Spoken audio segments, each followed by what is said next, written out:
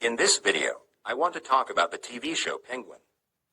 While the TV show is obviously feminist in the sense that there are blatant feminist tropes prevalent in the popular media nowadays that show doesn't shy away from, I think the most insidious aspect is in the portrayal of the title character and his mother. Other than that, I will cover the character of Sofia Gigante Falcone as well. This video will include major spoilers, so turn away if you haven't seen the show and plan to do so. Penguin as a TV show is written by a woman, the fact which becomes very obvious as you watch it. Sofia is the daughter of a mob boss who is a serial killer of women. She is the victim of almost every man she knew, being betrayed by men in her family and pussy blocked from inheriting the throne of Mafia Queenpin, which is what she eagerly wants at the chronological beginning of her story. However, this doesn't stop her character from being framed basically as a hero, but definitely as a protagonist, which starts to become really obvious by the time she shifts into focus in an episode establishing the said victimhood, the same episode in which Penguin becomes the barely present side character. By the end of the show, Penguin is cemented as an irredeemable villainous monster whose somewhat charming front hides the fact that he is user and abuser whose ambition is ultimately self-centered. This, of course, makes him the polar opposite of Sofia, who is not only framed as a contrastingly sympathetic character, but a femsplaining writer's self-insert character who constantly judges Penguin and reminds him and the male audience that he is a monster, when she is not reminding them that men are bad. You see, men in her family conspired to frame her as a serial killer instead of her father, for which she spent time in a loony bin, where she was further abused by male characters who also worked for her father, except one character who failed to #believe all women, for which he repented by becoming her good male feminist ally. Okay. These tropes are pretty standard in the feminist-infested media and on the nose, but what about Penguin and his mother? In the contrasting framing of these two lies the most insidious aspect of this propaganda, in my honest view, and where this show's bias becomes the most obvious, but also toxic because it excuses female parasitic behavior all the while trying to manipulate viewers' emotions to obfuscate this. The present-day version of Penguin's mom is the first version we see. She is an old, frail lady who suffers from a serious form of dementia and someone who needs an expensive treatment soon.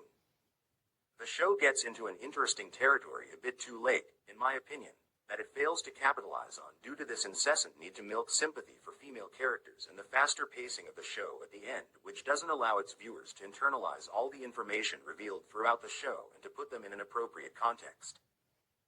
For those viewers who do, glossing over these facts creates a jarring picture which contrasts the portrayal of his mother as the victim until the very end when her son refuses to terminate her life out of mercy like he promised, thus keeping her as brain-dead vegetable. In the show, there is an earlier important revelation that Oz, who, later on, becomes known as the Penguin, killed his brothers when he was a child in his early teens. Just before the finale, we learn that his mother knew of this all along. When she learned of what he has done, she had a blatant urge to kill him. Resisting the urge to do it herself, she talks to local mafia hotshot, Rex Calabrese, about doing the job. Here, Rex advises her to use her son's love for her so she could cash in on his ruthless ambition and, after Oz indeed proclaims his love, she cancels the arranged hit. This sequence of her action is seen as understandable and misguided, because Oz is a complete monster who is ultimately loyal to himself. What show glosses over, and what might viewer gloss over as well, is, 1. That her mother knew Rex and, 2. That Oz idolized him.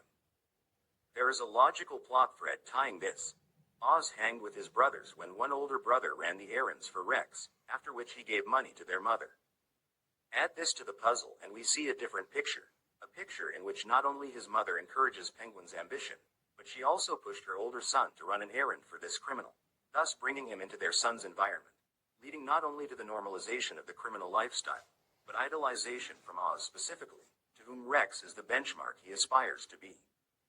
Therefore, instead of show examining and properly signing accountability to his mother for her own choices and permitting sons to be corrupted by the bad influence, the show forgoes this route due to its desire to hammer on this fact that some men are just evil, which, of course, is most men in this show. The others, on the other hand, are just bad. In conclusion, the Penguin TV show is Sopranos mafia soap opera relying on feminist tropes of oppressive men, where men who aren't evil are bad men, whose good qualities lie in being good female allies to the women whose behavior is excused by the fact that they they are victims of men. Thanks for watching. Feel free to share this video, like it and fuck it if you want to see more robo tits in the future.